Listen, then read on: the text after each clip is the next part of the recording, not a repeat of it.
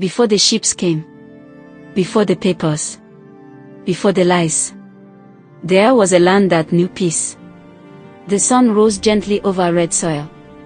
Children laughed as they chased each other between mud houses. Women sang while pounding yam. Men returned from the farms with full baskets. And at the center of it all stood the king. He was not feared. He was loved. His word was law, but his heart was soft. He knew every river, every tree, every family. This land was not owned by him alone. It belonged to the ancestors, the living, and the unborn. Nothing was missing. The arrival. Then one morning, the sea changed its mind. Strange ships appeared on the horizon. Men with pale skin stepped onto African soil for the first time. They smiled.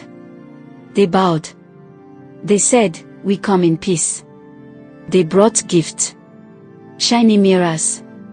Colorful clothes. Weapons that spoke thunder. The people were curious. The king was cautious. But in Africa, a guest is welcomed. The lie called friendship. They sat beneath the great Iroko tree. A table was placed between them.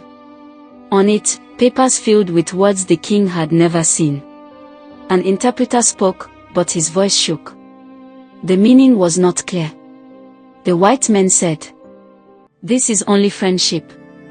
Trade. Protection. Nothing more." They pointed gently. "Sign here." The king hesitated. But there were no guns aimed. No threats spoken. Only smiles. So he pressed his finger into ink. And signed. The day everything died.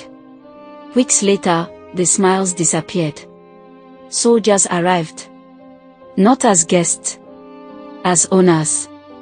They read from the paper. "This land now belongs to the crown." The king laughed in disbelief. "Impossible. My fathers are buried here." They showed him the signature. His signature. That was the moment his heart broke. The fall of a king. The forests were cut. The rivers were taken. The gold beneath the soil was ripped away. The people worked their own land as slaves. Those who resisted were punished. When the king spoke, no one listened. When he stood, they sat him down. When he resisted, they removed him. A king without power. A throne without respect. The end that still hurts. Years passed. The Iroko tree was gone. The village was silent. Ships had taken everything. The king sat alone, old and broken. With tears in his eyes, he whispered, "I did not lose my kingdom in war.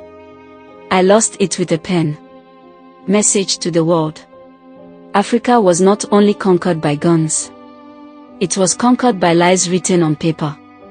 And that signature still bleeds today.